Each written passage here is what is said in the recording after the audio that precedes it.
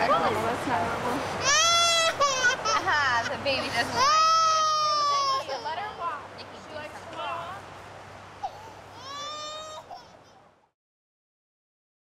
I like tennis, I like golf, I like canastra, I like cards, I like mahjong. I like to have my family around. Sometimes I don't like them around. What about myself? And I wish I could lose weight.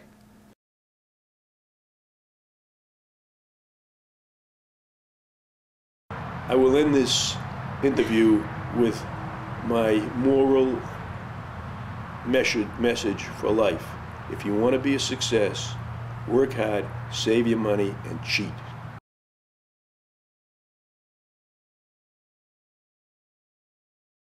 It used to drive me crazy that, like, high school reunion time would come around and they send a questionnaire, you know, what's your profession? And I'd have to say housewife, not a housewife, you know, it just, that I couldn't say I was doing something just drove me nuts. So I always said mom. I'm a mom, I'm not a housewife.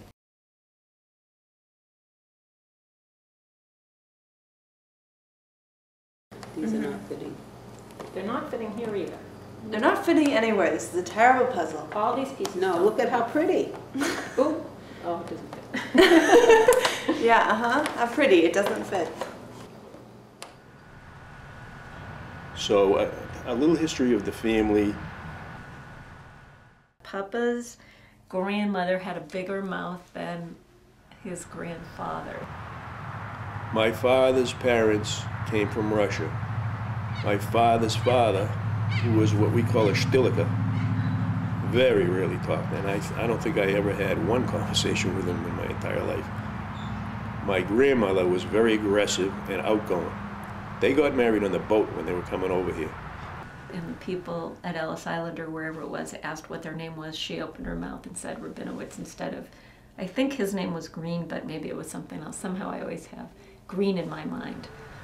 Well, strange as it may sound, when they were on the boat and they were getting off, they asked what the last names were, and my grandfather, whose last name was Samuels, was fine, I'm sorry, did not answer, but my grandmother, whose last name was Rabinowitz, said Rabinowitz. That's how we started off as Rabinowitzes in this country. But maybe I just made that up. So that's the story that I know.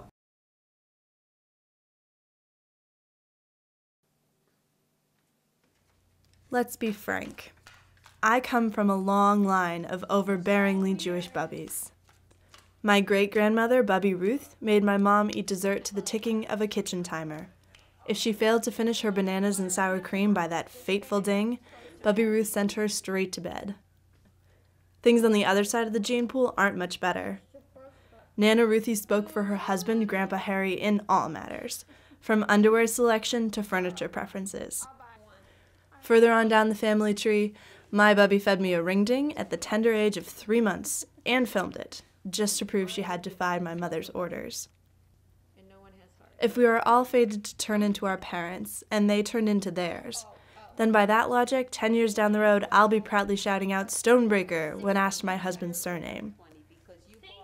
I'm not so sure I want to claim this heritage. Well, I wanted to, okay? I know, It worked because I bought the red age. What good is it? It didn't do you any good. Bobie and Zadie, Bobie Ruth and Zadie Joe, he was really a businessman and a man of the world, and she was really the homebody.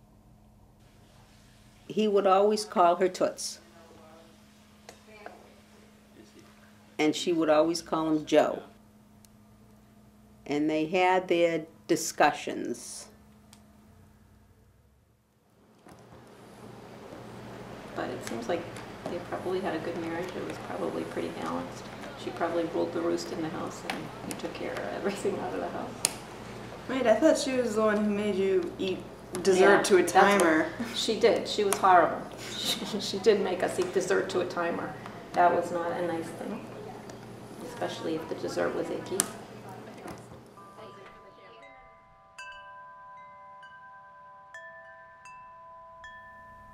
My mother was tough, very, very tough. My mother And I loved her, but she, I mean, she was very, very, it's not that she was strict, but she just, you know, she didn't want to argue with you. You just followed her rule, and you didn't have a problem. The doctor once said to her, you know, your kids, to be healthy, your kids have to drink a bottle of milk a day, a quart of milk a day. And every day the delivery man would come with eight quarts of milk, one for each of us and one for her and my father for their coffee or cereal. And the names would be on the bottles. And how sometimes we used to pay one of my siblings, because she was always in the kitchen, so you couldn't like fool around with that. She was there, she could see. So we used to like pay one of my siblings to drink my milk that a certain day, so that the next day I'd be ready for a new bottle of milk. And this went on for, it must have gone on for, I don't know how long, a year or so, maybe.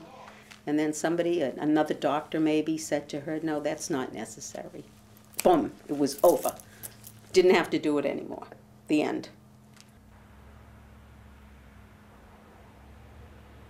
My kids always talked about the fact that once I was having a New Year's Eve party at my house in Sharon, and my parents, who never went out anyway, said that we could let them sleep there for New Year's Eve.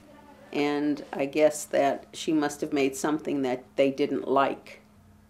She set that stupid timer, and Michael and I didn't finish our whatever it was, so we got sent to bed on New Year's Eve at about 5 o'clock.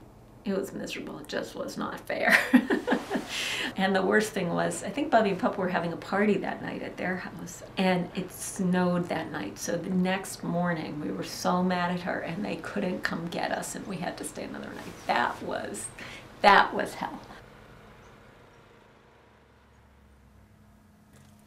So, you know, she did what she thought was right for her children.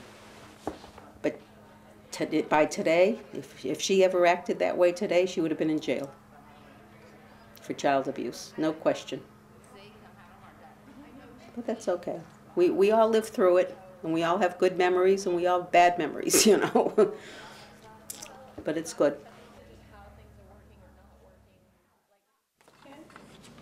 Yeah! No. That was the worst thing in the world. I'll buy that. You don't have to buy it, it's yours. Yeah. It was, this. Oh.